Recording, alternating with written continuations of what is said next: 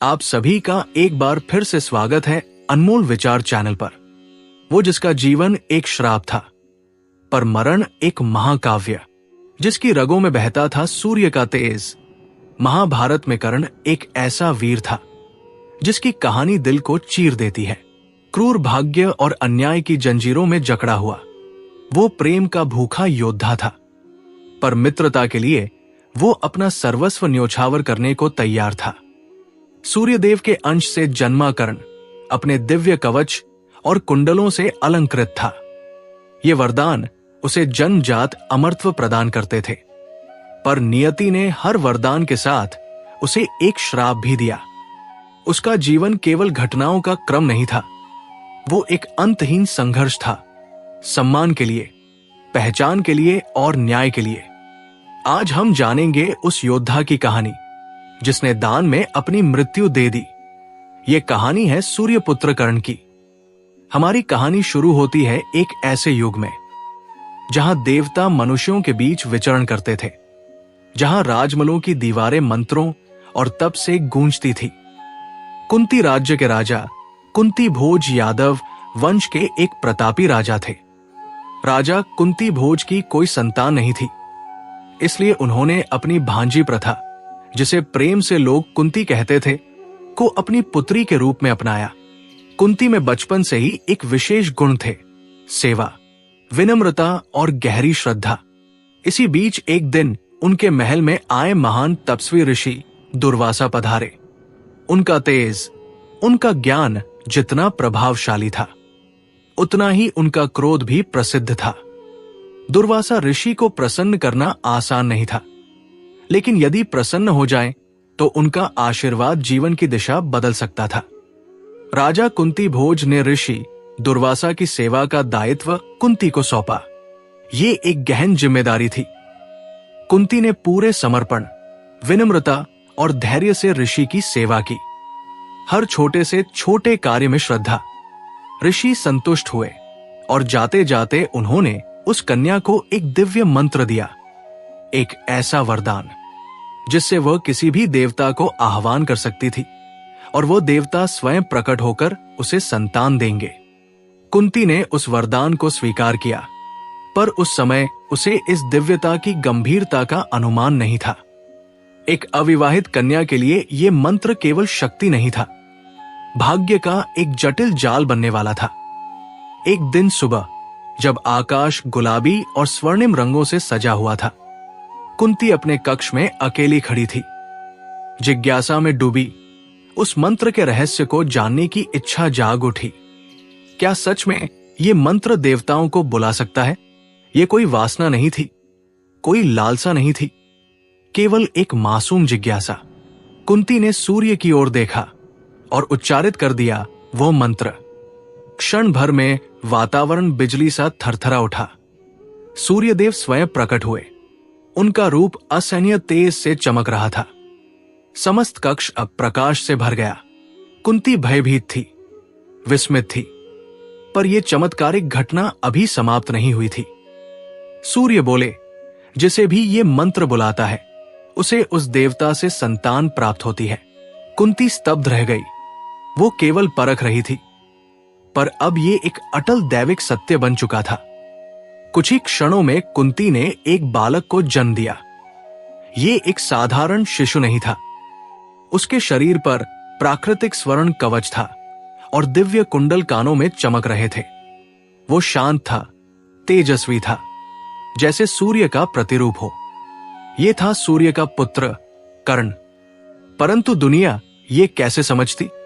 कुंती अविवाहित थी, भले ही वो आज भी कन्या थी। देवता से उत्पन्न ये संतान समाज के लिए अपवित्र मानी जाती। विवाह से पूर्व संतान का जन्म समाज में उनके और उनके परिवार के लिए कलंक और अपमान का कारण बन सकता था। उनकी मातृत्व की खुशी पर समाज के कठोर नियमों और भय ने गहरी छाया डाल दी। कुंती एक असंभव निर्णय के सामने थी। अपने पुत्र को स्वयं पालने में असमर्थ, उन्होंने उसे त्यागने का हृदय विदारक निर्णय लिया। कुंती ने शिशु को एक बांस की टोकरी में रखा, कोमल कपड़ों में लपेटा। क्षमा करना पुत्र, मैं तुम्हें छोड़ नहीं रही। मैं तुम्हें सौंप रही हूं उन देवताओं को जिन्होंने तुम्हें भेजा। कुंती ने टोकरी को अश्व नदी में धीरे से प्रवाहित कर दिया। नदी शांत थी। उस दिन वह एक देवपुत्र को ले जा रही थी। बिना डगमगाए, बिना डूबे वो टोकरी बहती रही। दिन के प्रकाश में, रात के सितारों के नीचे वो बालक एक अलौकिक संरक्षण में यात्रा करता रहा। नदी बदलती रही, अश्व नदी से चरमती, फिर गंगा की ओर। आखिरकार वो टोकरी हस्तिनापुर के समीप बहते जल में एक सारथी अधिरथ को दिखाई दी। शायद वो जल भरने आए थे या प्रातः स्नान के लिए। उन्होंने टोकरी को बाहर निकाला और उसमें देखा एक बालक, शांत मुस्कुराता हुआ, स्वर्ण कवच और कुंडल से चमकता हुआ।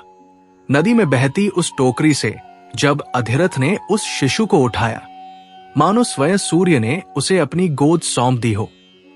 अधिरथ एक सूत था। हस्तिनापुर की राजपरिवार की सेवा में रथ चलाता था। वह एक ईमानदार, निष्ठावान और दयालु व्यक्ति के रूप में जाना जाता था। अधिरथ दौड़ते हुए घर पहुंचा और जैसे ही राधा ने उस बच्चे को अपनी गोद में लिया, वो स्तब्ध रह गई। उस बालक का चेहरा, उसका तेज, उसके स्वर्ण कुंडल और दिव्य कवच मानो हर उस प्रार्थना का उत्तर थे जिसे राधा ने वर्षों तक देवताओं से मांगा था। उसकी आंखों से खुशी के आंसू बहने लगे। उन्हें नहीं पता था कि यह बालक किस राजमहल, किस आकाशीय शक्ति या किस विवश मां के गर्भ से आया था, पर उस क्षण वे कोई प्रश्न नहीं पूछना चाहते थे। उन्हें सिर्फ एक ही बात पता थी, देवताओं ने उन्हें पुत्र दिया है। उस नवजात को नाम दिया गया वासुसेन, जिसका अर्थ था धन से जन्मा, क्योंकि वह सचमुच सोने की संपत्ति के साथ जन्मा था। वर्षों बाद लोग उसे राधे कहने लगे, राधा का पुत्र, और समय के साथ दुनिया उसे एक और नाम से पहचानने लगी, कर्ण। उन्होंने उसे अपने रक्त की तरह पाला। वो उसके कवच और कुंडलों को देखकर आश्चर्यचकित रहते, भले ही उनके अर्थ उन्हें समझ ना आते, पर वे जानते थे कि ये बालक असाधारण भाग्य लेकर आया है। त्यागा गया एक देवपुत्र, अपनाया गया एक रथ चालक का बेटा। लेकिन यही उसकी कहानी का प्रारंभ था। यही विरोधाभास उसकी ताकत बना। कर्ण का जीवन त्रासदी और गौरव का अद्वितीय मिश्रण था। जन्म एक वरदान से, त्याग एक विवश मां के आंसू से, और पालन एक रथी की गोद से। उसके रगों में राजाओं और देवताओं का रक्त बहता था। और एक दिन यही त्यागा गया बालक महाभारत के युद्ध का मार्ग तय करेगा। जैसे जैसे कर्ण सूत के घर में बड़ा हुआ, उसे राधे यानी राधा का पुत्र के नाम से पुकारा जाने लगा। उसी घर में उसने विनम्रता, परिश्रम और उदारता के मूल्य सीखे। पालन पोषण भले ही साधारण था, पर कर्ण की असाधारण उत्पत्ति की झलक समय समय पर दिखाई देती रही। उसके शरीर पर जन्म से ही मौजूद वो स्वर्ण कवच और कानों में जड़े दिव्य कुंडल कभी अलग नहीं हुए। ये चिन्ह उसे उसके माता पिता की सामाजिक स्थिति से कहीं ऊपर की गरिमा प्रदान करते थे। अधिरथ और राधा ने धीरे धीरे महसूस किया कि उनका पुत्र किसी सामान्य रथी की संतान नहीं हो सकता। बचपन से ही कर्ण में कुछ अलग दिखने लगा था। गांव के लोग भी उसकी चमकती हुई बाल्यावस्था, कानों के कुंडल और रहस्यमयी जन्म को लेकर कानाफूसी करने लगे थे। वो अपनी उम्र से कहीं अधिक बलशाली था, सीखने में तेज और कम में भी उदारता बरतने वाला। कर्ण को सूर्य देव से गहरा जुड़ाव था। वो रोज सुबह जल्दी उठकर प्रार्थना किया करता। ये आदतें किसी साधारण बालक की नहीं थी। ये तो उस आत्मा की पहचान थी जिसे किसी बड़े उद्देश्य के लिए गढ़ा गया था। उसकी वीरता की यात्रा किसी सामान्य योद्धा जैसी नहीं थी। वो स्वयं अपने आप को प्रशिक्षित कर रहा था। किशोर अवस्था तक आते आते वो धनुर्विद्या और युद्ध कला में निपुण होने लगा। अद्भुत कौशल प्राप्त कर चुका था। वो एक ऐसा योद्धा बन गया था जो ज्ञान का भूखा था, लेकिन सब कुछ स्वयं सीखकर आगे बढ़ रहा था। जैसे ही वो किशोरावस्था में पहुंचा, उसके भीतर एक अग्नि सी जलने लगी, योद्धा बनने की ज्वाला। भीष्म और परशुराम जैसे महायोद्धाओं की कथाएं उसके हृदय में स्वप्नों की तरह बस गई थी। वो छिपकर अभ्यास करता, लकड़ी से धनुष बनाता, वृक्षों को लक्ष्य बनाकर तीर चलाता। उसे राजपाट की लालसा नहीं थी, उसे चाहिए था सम्मान। उसे अपने कौशल पर भरोसा था, उसे बस एक गुरु की तलाश थी। ये खोज उसे ले गई गुरु द्रोण के पास, जो कुरु राजकुमारों के शस्त्र गुरु थे। कर्ण ने पूरे विनय और आत्मविश्वास से उनके सामने निवेदन किया कि उसे उनके गुरुकुल में शिक्षा पाने दी जाए। लेकिन द्रोण ने कर्ण के संकल्प और मेहनत को नहीं देखा। उन्होंने देखा सिर्फ उसका वंश। एक रथी का पुत्र दिव्य अस्त्रों का ज्ञान नहीं पा सकता। द्रोण ने कठोरता से कह दिया। दरवाजा बंद हो गया। कर्ण टूट गया, क्योंकि उसके पास कौशल की कमी नहीं थी। कमी थी तो केवल उच्च कुल की पहचान की। ये उसके जीवन की पहली और सबसे कड़वी चोट थी, एक ऐसा घाव जिसने उसका जीवन बदल दिया। लेकिन उस अस्वीकृति ने कर्ण को तोड़ा नहीं, उसने उसे गढ़ा। महानता प्राप्त करने की प्रबल इच्छा के साथ कर्ण ने अब अपनी दृष्टि एक और महान गुरु पर केंद्रित की, परशुराम। एक ऐसा योद्धा साधु जो दिव्य अस्त्रों के ज्ञाता तो थे ही, लेकिन क्षत्रियों के प्रति उनकी कटुता भी प्रसिद्ध थी। क्षत्रियों से कटुता के कारण परशुराम ने सिर्फ ब्राह्मणों को शिक्षा देने की शपथ खा रखी थी। उन्होंने प्रतिज्ञा की थी कि वे किसी क्षत्रिय को कभी शिक्षा नहीं देंगे। परंतु कर्ण रुकने वालों में नहीं था। उसने एक बड़ा निर्णय लिया। वो ब्राह्मण का वेश धारण कर परशुराम का शिष्य बनेगा। गुरु परशुराम के एकांत आश्रम में पहुंचकर कर्ण ने विनम्रता के साथ शरण मांगी। परशुराम उसकी निष्ठा और विनय से प्रसन्न हुए और उसे अपना शिष्य बना लिया। यहीं से शुरू हुई उस शिक्षा की यात्रा, जिसके लिए कर्ण ने वर्षों तक तड़प उठाया था। दिन प्रतिदिन कर्ण ने गहन साधना से परशुराम के ज्ञान को आत्मसात किया। वो साहसी था, अनुशासित था और अपूर्व बुद्धिमत्ता का परिचायक भी। दिव्य अस्त्रों की विद्या उसके भीतर जैसे स्वाभाविक रूप से समा रही थी। परशुराम भी प्रभावित थे। उन्होंने कहा, यह बालक न केवल योग्य है, बल्कि एक सच्चे योद्धा की तरह धर्म और मर्यादा में विश्वास भी रखता है। गुरु परशुराम के आश्रम में बिताए गए वे दिन कर्ण के जीवन के सबसे निर्णायक क्षण थे। वहां उन्होंने न केवल युद्ध की तकनीक सीखी, बल्कि दिव्य अस्त्रों की वो विद्या भी प्राप्त की, जो केवल कुछ गिने चुने महायोद्धाओं को ही प्राप्त होती है।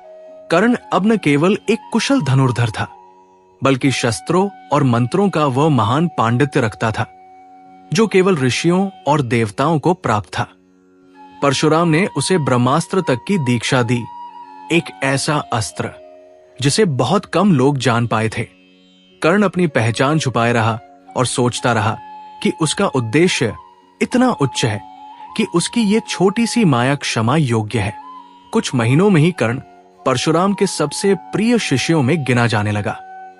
और फिर एक दोपहर, धूप तेज थी, प्रशिक्षण समाप्त हुआ था। परशुराम ने विश्राम के लिए कर्ण से कहा, मेरे लिए मृगछाल लाओ, मैं विश्राम करूंगा। कर्ण ने मृगछाल लाने की बजाय अपनी जांग को ही गुरु के सिरहाने बना दिया। गुरु शांत होकर सो गए। तभी एक तीखा कीड़ा घास से निकलकर कर्ण की जांग में घुस गया और उसे काटने लगा। पीड़ा असहनीय थी, रक्त बहने लगा, लेकिन कर्ण चुपचाप बैठा रहा। उसने अपनी आंख तक नहीं झपकाई, क्योंकि गुरु की नींद भंग न हो। जब रक्त की धार गुरु के चेहरे तक पहुंची, तब परशुराम की नींद टूटी।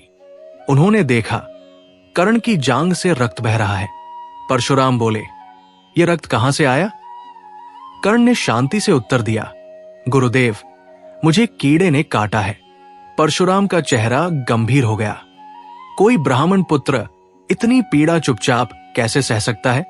यह सहन शक्ति केवल किसी क्षत्रिय की हो सकती है। और तभी वह रहस्य खुल गया। कर्ण ने अपने गुरु के चरणों में गिरकर सच्चाई स्वीकार की। मैं जन्म से ब्राह्मण नहीं हूं, मैं एक रथी, एक सूत पुत्र हूं, परंतु मेरी तृष्णा केवल ज्ञान की थी। कोई अपमान का उद्देश्य नहीं था। लेकिन परशुराम के हृदय में विश्वासघात की पीड़ा गहराई तक उतर चुकी थी। उन्होंने कांपते स्वर में कहा, जिस ज्ञान को तूने छल से पाया है, उसी ज्ञान को तुझे एक दिन धोखा देगा। जब तू अपने जीवन की सबसे कठिन घड़ी में होगा, तेरा स्मरण तुझे ही धोखा देगा। श्राप के कारण युद्ध के निर्णायक क्षण में जब उन्हें ब्रह्मास्त्र की सबसे ज्यादा जरूरत होगी, तो वे इसके मंत्र भूल जाएंगे। कर्ण स्तब्ध रह गया। ये एक श्राप था जिसने उसके भविष्य को बदलकर रख दिया। परशुराम ने अपना मुंह मोड़ लिया और कर्ण को अपने आश्रम से निष्कासित कर दिया। एक छल और एक जीवन भर का श्राप। कर्ण टूट चुका था। अकेलेपन में भटकते हुए वो जंगलों में निकल पड़ा। और तभी दूसरा प्रहार। झाड़ियों में हलचल हुई। कर्ण को लगा कोई जंगली पशु आ रहा है। उसने तीर उठाया, प्रत्यंचा खींची और चला दिया। चीख गूंजी। वो कोई जानवर नहीं था, वो एक ब्राह्मण की गाय थी। कर्ण ने अनजाने में उसे मार डाला था। कर्ण तुरंत दौड़ा, क्षमा मांगी, हाथ जोड़े। लेकिन ब्राह्मण ने कहा, जिस तरह तूने मेरी निर्दोष गाय को उस क्षण मारा जब वो असावधान थी, ठीक वैसे ही एक दिन तू भी मारा जाएगा, जब तू अपने रथ में फंसा होगा, असहाय होगा और कोई तुझे मार डालेगा। दूसरा श्राप। कुछ ही दिनों में 2 श्राप। एक महान आत्मा भी शायद टूट जाती, लेकिन कर्ण नहीं टूटा। कुछ पल को उसे ऐसा लगा जैसे वो विधि का निशाना बन गया हो, हर पीड़ा उसी पर लक्षित हो। लेकिन कर्ण ने हार नहीं मानी। वो लौट आया अपने माता पिता के पास, वृद्ध राधा और अधिरथ के पास। उसने परशुराम से मिली विद्या का वर्णन किया, लेकिन उसके बदले मिले श्राप को चुपचाप अपने हृदय में छुपा लिया। दिन बीते, कर्ण चुपचाप अपने जख्मों को सहलाता रहा। वो कभी कभी अपने शरीर पर जड़े स्वर्ण कवच को छूता, मानो उसमें शक्ति खोजता हो। यह सूर्यदेव का आशीर्वाद था। और तभी उसे एक समाचार मिला। हस्तिनापुर में गुरु द्रोण एक महायोद्धा प्रदर्शन प्रतियोगिता का आयोजन कर रहे थे। सभी राजकुमार और योद्धा उसमें भाग लेंगे, विशेषकर अर्जुन, जो उस समय तक काफी प्रसिद्ध हो चुके थे। कर्ण की आंखों में एक बार फिर ज्वाला जली। अब वक्त था अपनी योग्यता को साबित करने का।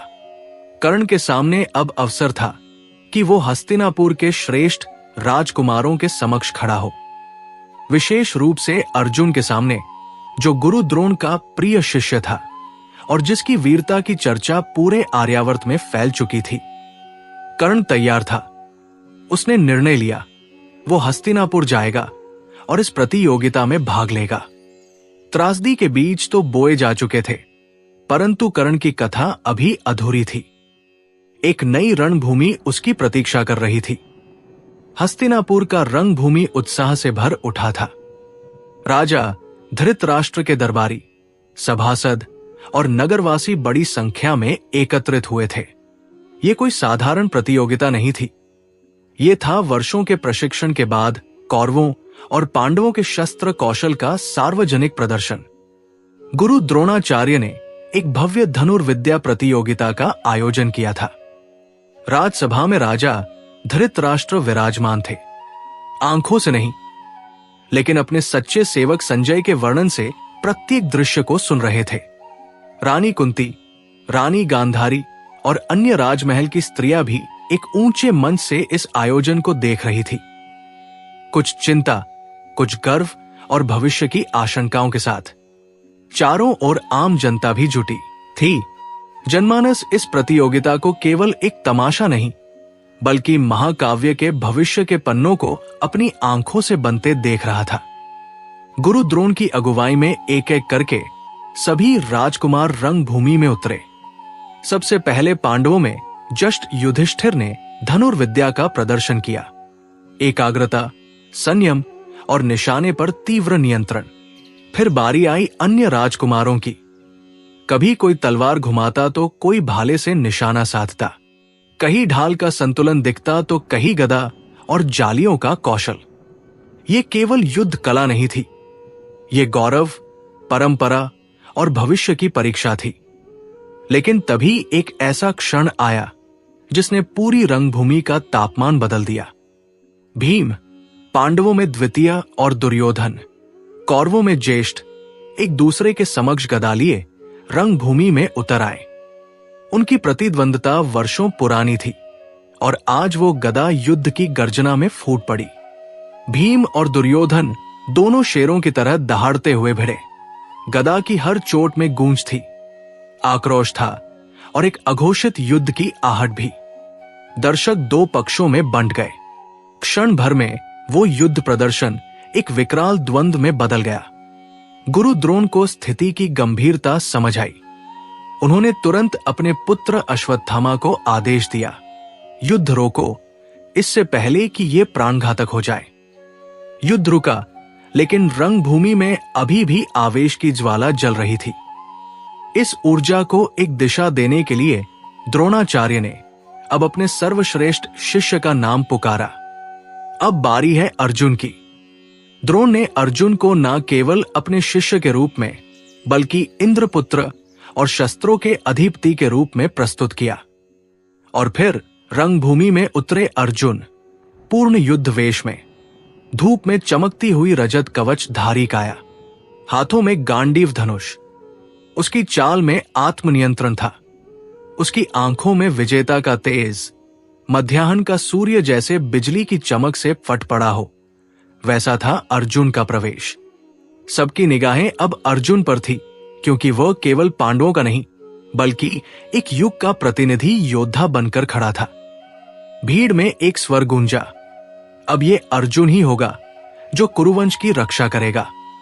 मंच पर बैठे जन समूह की निगाहें अर्जुन पर टिकी थी। उसने रंगभूमि में प्रवेश किया, स्थिर, एकाग्र और आत्मविश्वास से भरा हुआ। फिर प्रारंभ हुआ वो प्रदर्शन जिसने ये प्रमाणित कर दिया कि वो गुरु द्रोणाचार्य का श्रेष्ठतम शिष्य क्यों कहलाता था। उसका पहला वार ही अद्भुत था।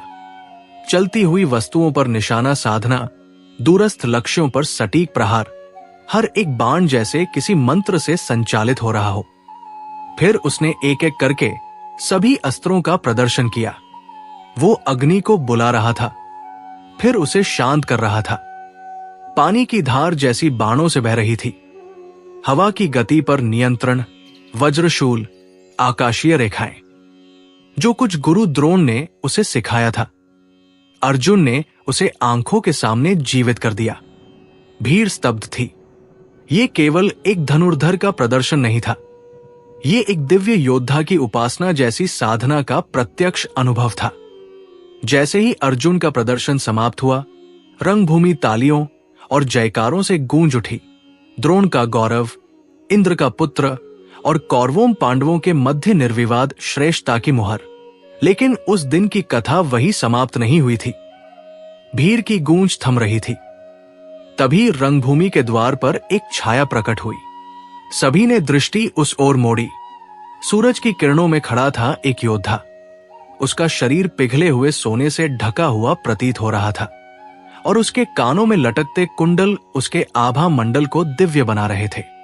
उसका चेहरा सूर्य की तरह चमक रहा था।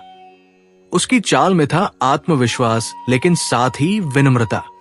गुरु द्रोण और कौरव पांडव भी चौंक गए।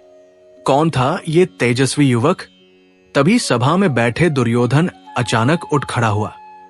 उसके चेहरे पर प्रसन्नता की आभा फैल गई। शायद उसे अपने जीवन का वो साथी मिल गया था। और मंच पर एक और चेहरा था जो हल्के से काम गया था, रानी कुंती। उसके मन में एक आशंका उठी, क्या ये वही है? युवक आगे बढ़ा, शांत, स्थिर। पहले वो गुरु कृपाचार्य और गुरु द्रोण के पास गया और उन्हें प्रणाम किया, जैसे एक योग्य शिष्य करता है। फिर उसने अर्जुन की ओर देखा और पूरे रंगभूमि के समक्ष अपनी आवाज में ललकार दी, पार्थ, जो कुछ तुमने दिखाया है उससे अधिक मैं दिखाऊंगा। सभा में सनसनी फैल गई। एक अनजान योद्धा और इतनी साहसिक चुनौती। अर्जुन पीछे नहीं हटा। उसकी दृष्टि में जिज्ञासा थी, परंतु आत्मसम्मान भी। उसने उत्तर दिया, जो भी अस्त्र तुम्हें तुम्हारे आचार्य ने सिखाए हो उन्हें दिखाओ। मैं उनका प्रति उत्तर दूंगा और प्रमाणित करूंगा कि मैं तुमसे श्रेष्ठ हूं। अब सभा का वातावरण बदल गया था। अर्जुन भी अब मौन नहीं था। उसकी आंखों में अब स्पर्धा की ज्वाला थी। कर्ण की चुनौती अब केवल शब्दों की नहीं रही थी, अब यह था एक महास्मर का आमंत्रण। कर्ण ने कहा, यह रंगभूमि केवल तुम्हारी नहीं अर्जुन। यदि इतना साहस है तो बाण चलाओ। भीड़ स्तब्ध रह गई। अब यह केवल एक प्रदर्शन नहीं, बल्कि एक युद्ध की पूर्व घोषणा थी। एक महायुद्ध जो दो जीवनों को और एक महाकाव्य को हमेशा के लिए बदल देने वाला था। वाणी के संग्राम से यह स्पष्ट हो चुका था। अब यह शब्दों की नहीं, शौर्य की परीक्षा थी। कर्ण और अर्जुन दोनों आमने सामने खड़े थे। वातावरण में तलवारों की नहीं, अब बाणों की गूंज होनी थी। परंतु तभी एक वृद्ध स्वर गूंजा। गुरु कृपाचार्य, राज परिवार के वरिष्ठ आचार्य और नीति गुरु आगे बढ़ते हैं। उन्होंने अपने अनुभव और नियम ज्ञान के बल पर इस द्वंद्व को रोकने का निर्णय लिया। उन्होंने कहा, यह अर्जुन पांडुपुत्र कुरुवंश का राजकुमार है, इसलिए यदि कोई उससे समर करे तो वो भी उसके समकक्ष कुल और वंश का होना चाहिए। ये बताओ, तुम्हारा कुल क्या है? तुम किस वंश से आते हो? कर्ण शांत खड़ा रहा। उसने बोलने के लिए मुंह खोला, परंतु शब्द नहीं निकल पाए। भीड़ में प्रत्येक व्यक्ति ने उस संकेत को पहचान लिया। कर्ण को कभी राजकुमार के रूप में प्रस्तुत नहीं किया गया था। उसके वस्त्र भव्य थे, परंतु उन पर कोई राज चिन्ह नहीं था। अब तक उसका नाम, उसका कुल सब अनजान थे। गुरु कृपाचार्य की इस चुनौती के आगे कर्ण की आंखों की चमक मंद पड़ गई। उसने अपनी दृष्टि नीचे कर ली। कमल की भांति लज्जा में झुक गया कर्ण का मस्तक। ऐसा वर्णन किया गया है।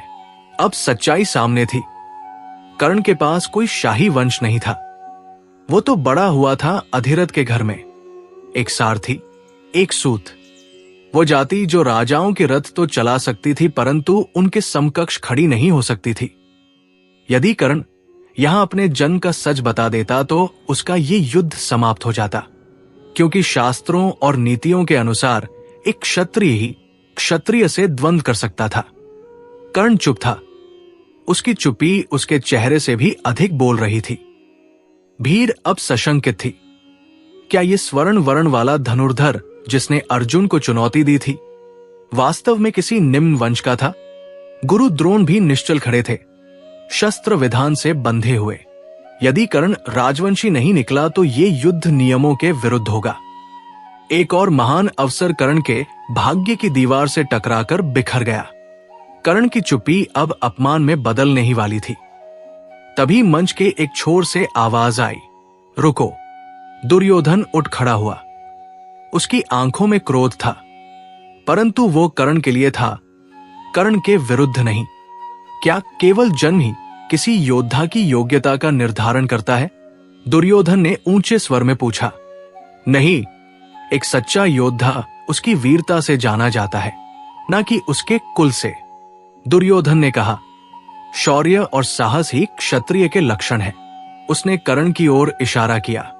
बताओ, क्या कोई मृग शावक सिंह को जन्म दे सकता है? ये बालक जिसकी देह पर सूर्य सी आभा है, जिसके वक्ष पर स्वर्ण कवच है, कानों में दिव्य कुंडल, क्या ये कोई तुच्छ जन का हो सकता है?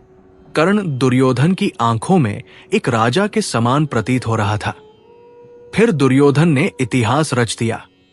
उसने मंच से घोषणा की, यदि अर्जुन केवल किसी राजा से ही युद्ध करेगा तो आज और इसी क्षण मैं इस महायोद्धा कर्ण को अंग देश का राजा घोषित करता हूं। सभा में एक पल के लिए सन्नाटा छा गया। राजा अंगराज कर्ण, ये घोषणा दुर्योधन के अधिकार में थी। दुर्योधन ने स्वयं कर्ण के मस्तक पर राज्याभिषेक की पगड़ी बांधी। सभा जो पहले स्तब्ध थी और कर्ण वो भाव विभोर था। उसने दुर्योधन की ओर देखा और कहा, हे नरसिंह, मैं आपके इस उपकार का बदला क्या दे सकता हूं? मेरे पास कुछ नहीं, बस मेरा जीवन है। मैं आपके आदेशों का पालन करूंगा और अंतिम सांस तक आपका सखा बना रहूंगा। दुर्योधन मुस्कुराया। उसने कहा, मुझे कुछ नहीं चाहिए, बस तुम्हारी मित्रता चाहिए। और वही रंगभूमि के बीचों बीच दोनों ने एक दूसरे को आलिंगन में भर लिया। भीड़ देख रही थी, इतिहास लिखा जा रहा था, और उस दिन महाभारत की सबसे शक्तिशाली मित्रता की शुरुआत हुई, दुर्योधन और कर्ण। लेकिन वहीं सभा के बीच भीम ने कर्ण का अपमान किया। हंसते हुए, कटाक्ष करते हुए, हे रथ सारथी के पुत्र, भीम बोला, तेरा भाग्य अर्जुन के हाथों विरक्ति नहीं, बल्कि रथ चलाना है। अपने असली काम पर लौट जा और कोड़ा संभाल। भीम की अगली पंक्ति और भी विषैली थी। जिस प्रकार कोई भटका कुत्ता यज्ञ की हवन सामग्री चाटने का अधिकारी नहीं, उसी प्रकार तू भी किसी राज्य का शासक बनने योग्य नहीं। कर्ण चुप था। कर्ण ने कोई उत्तर नहीं दिया। वो चुप रहा, परंतु दुर्योधन खड़ा हो गया, आग की तरह। बस उसने गरजते हुए कहा, एक योद्धा की प्रतिष्ठा उसके जन्म से नहीं, बल्कि उसकी वीरता से होती है। यदि कर्ण में क्षत्रिय की योग्यता है, तो उसे क्षत्रिय जैसा सम्मान भी मिलेगा, चाहे उसका जन्म कोई भी हो। फिर दुर्योधन ने समस्त सभा को चुनौती दी। यदि कोई भी यह सहन नहीं कर सकता कि कर्ण आज अंग का राजा है, तो वो सामने आए, अपना रथ सजा ले, धनुष चढ़ा ले और युद्ध करे। सभा मौन हो गई। ना कोई राजकुमार उठा, ना कोई योद्धा। उस चुनौती के आगे दुर्योधन ने समाज की सारी रूढ़ियां तोड़ दी। कर्ण अब अकेला नहीं था, अब वो एक स्वीकृत योद्धा था, जिसके पीछे खड़ा था हस्तिनापुर का युवराज स्वयं। सूरज अब क्षितिज को छू रहा था, प्रकाश मंद हो चुका था। नियमों के अनुसार संध्या के बाद युद्ध प्रदर्शन की अनुमति नहीं थी। घोषणा हुई, दिवस का युद्ध प्रदर्शन समाप्त। परंतु इस दिन की स्मृति शाम तक सीमित नहीं रही। सभा के लोग लौट रहे थे, परंतु उनके मन में अब द्वंद्व था। क्या अर्जुन आज भी श्रेष्ठ था, या वो योद्धा जिसे किसी ने पहचाना तक नहीं, कर्ण, जो अर्जुन की समकक्षता तक पहुंचा और एक राज्य अर्जित कर गया? क्या वही सच्चा विजेता था? यह रंगभूमि की समाप्ति नहीं थी, बल्कि आरंभ था एक युगांतरकारी कथा का, जहां पांडव और कौरवों की नियति अब कर्ण के साथ जुड़ चुकी थी। कर्ण का राज्याभिषेक तो हुआ था, पर सबसे गहरी हलचल किसी और के भीतर थी।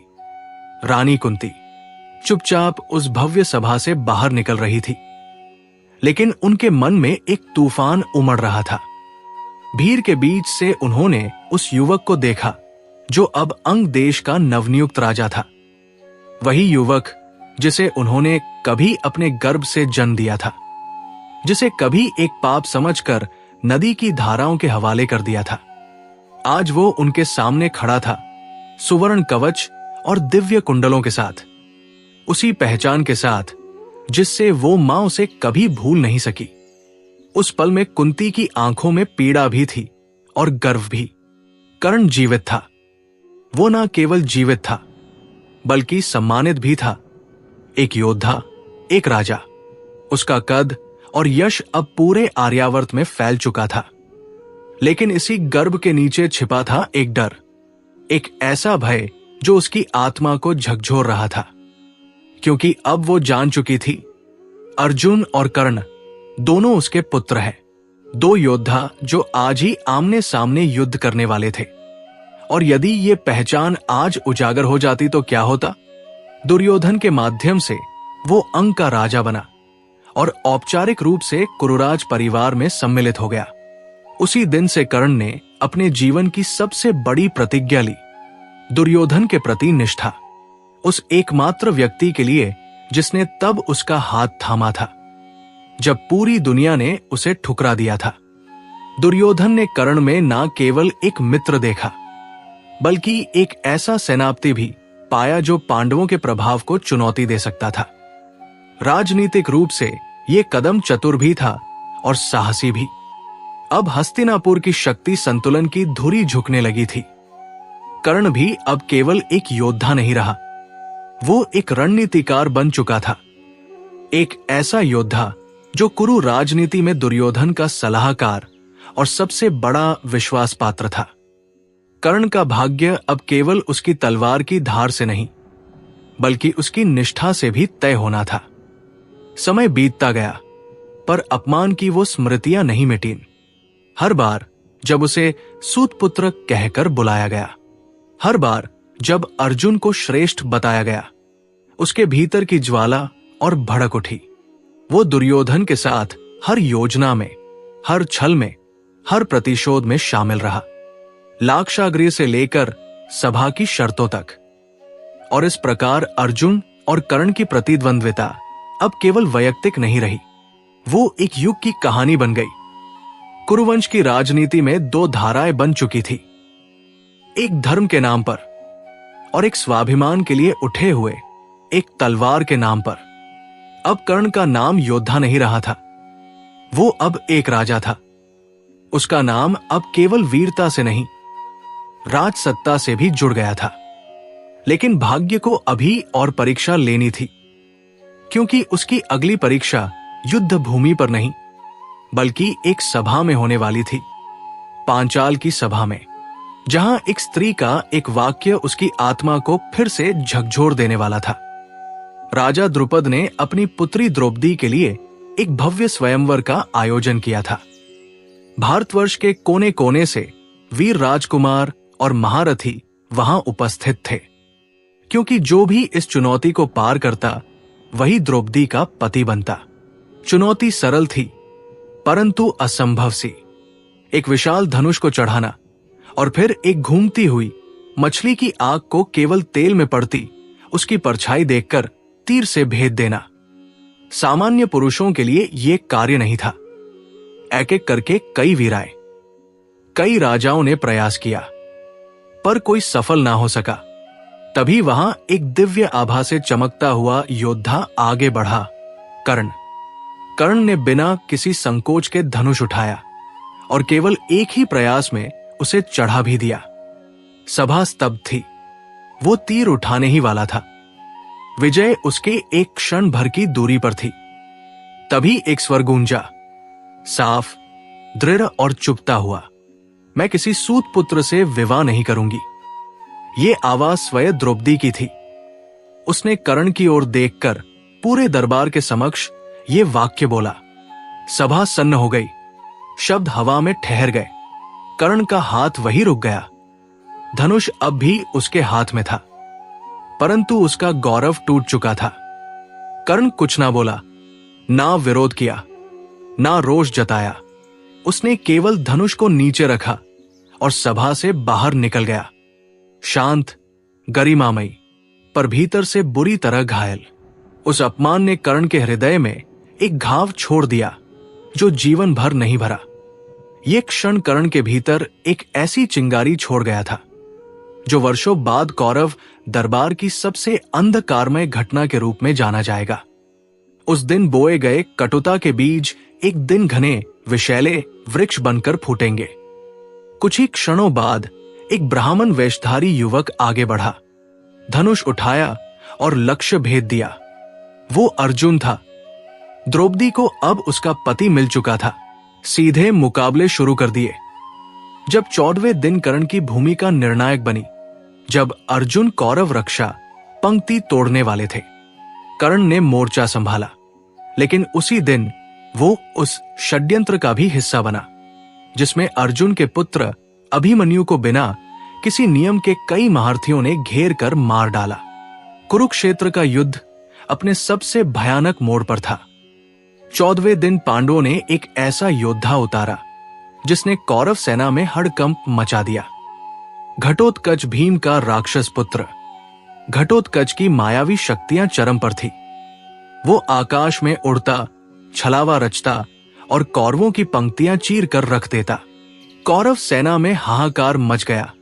कोई उसका सामना नहीं कर पा रहा था। तभी सारी उम्मीदें लेकर दुर्योधन ने मुड़कर देखा कर्ण की तरफ। एक ही योद्धा था जो उन्हें बचा सकता था, लेकिन कर्ण के सामने एक कठिन फैसला था। वासवी शक्ति, ये उन कुछ गिने चुने अस्त्रों में से एक था जो अर्जुन का अंत कर सकते थे।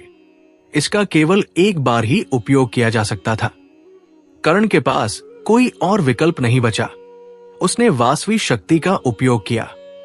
जैसे ही घटोत्कच आकाश से कौरवों पर टूटने को आया, कर्ण ने शक्ति अस्त्र चलाया। वो अस्त्र सीधे जाकर घटोत्कच को आघात करता है और एक विशाल विस्फोट के साथ राक्षस युद्ध भूमि में ढेर हो जाता है।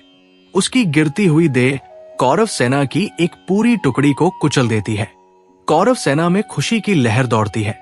कर्ण ने उन्हें बचा लिया था, लेकिन इस जीत की कीमत भारी थी। कर्ण जानता था अब उसके पास अर्जुन को मारने का वो एकमात्र दिव्य अस्त्र नहीं बचा था। 15वें दिन गुरु द्रोण के निधन के बाद दुर्योधन ने कर्ण को कौरव सेना का सेनापति नियुक्त किया। ये वही पल था जिसका कर्ण वर्षों से इंतजार कर रहा था। अब वो दुर्योधन की पूरी सेना का सर्वोच्च योद्धा था। 16वें और 17वें दिन कर्ण ने जबरदस्त युद्ध किया। उसने पांडवों के एक एक भाई से मुकाबला किया। युधिष्ठिर, भीम, नकुल और सहदेव सभी उसकी बाण वर्षा के आगे टिक नहीं पाए, लेकिन कर्ण ने किसी को मारा नहीं। उसने अपनी मां कुंती को वचन दिया था कि वो उनके प्राण नहीं लेगा। सिर्फ अर्जुन उसका असली लक्ष्य था। ये कर्ण की वीरता ही नहीं, उसके चरित्र की भी परीक्षा थी। पांडवों के लिए कर्ण एक भयावह शत्रु बन चुका था, जबकि कौरवों के लिए वो आशा की अंतिम किरण था। उसके बाण अग्नि की तरह गिरते, उसका रथ युद्ध भूमि पर बिजली की तरह दौड़ता और हर योद्धा जो उसका सामना करता या तो मारा जाता या पीछे हट जाता। 17वें दिन की शाम सूर्य अस्त हो रहा था और युद्ध भूमि पर दो महान योद्धा आमने सामने खड़े थे। एक ओर अर्जुन रथ पर कृष्ण सारथी बनकर खड़े और दूसरी ओर कर्ण, जिसका रथ शल्य चला रहे थे। ये वही क्षण था जिसका इंतजार वर्षों से था। एक पुरानी दुश्मनी अब अंतिम मोड़ पर थी। दोनों धनुर्धर अपनी कला के शिखर पर थे। आकाश बाणों से भर गया। कर्ण ने परशुराम द्वारा प्राप्त विजय धनुष से प्रहार किया। अर्जुन ने गांडीव से उसका हर वार रोका। एक के बाद एक दिव्यास्त्र चलाए गए। आकाश में ही टकराते, फटते युद्ध भूमि थम गई थी। देवता तक देख रहे थे, लेकिन युद्ध का आखिरी पत्ता अब भी बचा हुआ था। भाग्य जैसे ही युद्ध तेज हुआ, कर्ण के पुराने शापों ने अपना असर दिखाना शुरू कर दिया। अचानक उसके रथ का पहिया नरम मिट्टी में धंस गया। कर्ण ने घोड़ों को संभालने की कोशिश की। शल्य ने रथ खींचा पर पहिया हिला तक नहीं। यही वो पल था जिसकी भविष्यवाणी उस ब्राह्मण ने की थी, जिसकी गाय कर्ण से गलती से मारी गई थी। कर्ण ने जल्दी से ब्रह्मास्त्र उठाया ताकि आखिरी वार अर्जुन पर कर सके, लेकिन याद नहीं आया, मंत्र ही भूल गया। परशुराम का शाप अब साकार हो गया था। कर्ण अब निहत्था था, थका हुआ, बदन तीरों से छलनी था। रथ कीचड़ में धंसा हुआ था, मानो युद्ध भूमि खुद ही उसका साथ छोड़ रही हो। वासवी शक्ति भी घटोत्कच पर खर्च हो चुकी थी। ऐसा लग रहा था मानो भाग्य उसका मजाक उड़ा रहा हो। उन्होंने युद्ध रोकने के लिए अर्जुन से निवेदन किया। युद्ध के नियमों के अनुसार ऐसा करना सही नहीं था। अर्जुन हिचकिचाया, लेकिन कृष्ण ने याद दिलाया, ये युद्ध धर्म की स्थापना के लिए है और कर्ण ने कई बार अधर्म का साथ दिया है। उसने अंतिम बाण छोड़ा। बाण सीधा जाकर कर्ण की छाती में धंसा, वही छाती जहां पहले कभी दिव्य कवच था, जो अब नहीं था। वो घुटनों पर गिरा और उस क्षण सूर्य अस्त हो गया, जैसे स्वयं सूर्य भी अपने पुत्र की मृत्यु नहीं देखना चाहता था। कर्ण, वो योद्धा जिसने पूरी जिंदगी न्याय के लिए, सम्मान के लिए और दोस्ती के लिए लड़ाई लड़ी थी, अब कुरुक्षेत्र की धूल में गिरा पड़ा था। 17वें दिन सूर्य अस्त हुआ और कर्ण का जीवन भी। एक ऐसा योद्धा जो अपराजय था, लेकिन किस्मत और श्रापों की साजिश से हार गया। कर्ण का सिर जमीन पर गिरा और उसके साथ ही खत्म हुआ महाभारत के सबसे दुखद नायक का अध्याय। कहते हैं अंतिम सांसों में कर्ण के चेहरे पर एक हल्की मुस्कान थी, जैसे वर्षों का बोझ उतर गया हो। कर्ण की मौत ने दुर्योधन के अभियान की आखिरी उम्मीद भी खत्म कर दी। युद्ध भूमि पर पांडव और कौरव दोनों ही पक्षों के योद्धा सिर झुकाए खड़े थे। हारने के बाद भी कर्ण का साहस उन्हें सम्मान देने पर मजबूर कर गया। लेकिन असली त्रासदी तब सामने आई युद्ध खत्म होने के बाद, जब कुंती ने पांडवों को बताया कि कर्ण वही योद्धा जिससे वे इतने वर्षों से लड़ रहे थे, उनका ही बड़ा भाई था, उनका पहला पुत्र। युधिष्ठिर के पैरों तले जमीन खिसक गई। पांडवों ने कर्ण का अंतिम संस्कार पूरे राजकीय सम्मान के साथ किया। इतिहास में कर्ण खलनायक नहीं, बल्कि एक महानायक, एक अमर प्रतीक। उसकी कहानी महाभारत में सबसे मार्मिक अध्याय बन गई, जिसे सदियों तक याद किया जाएगा। हर बार जब किसी को यह लगने लगे कि उसका जन्म या हालात उसके भाग्य को तय करेंगे, कर्ण का नाम फिर गूंजेगा एक सच्चे नायक की तरह। आज की वीडियो बस मिलते हैं यहीं तक। मिलते हैं अगले वीडियो में। तब तक अपना ख्याल रखिएगा।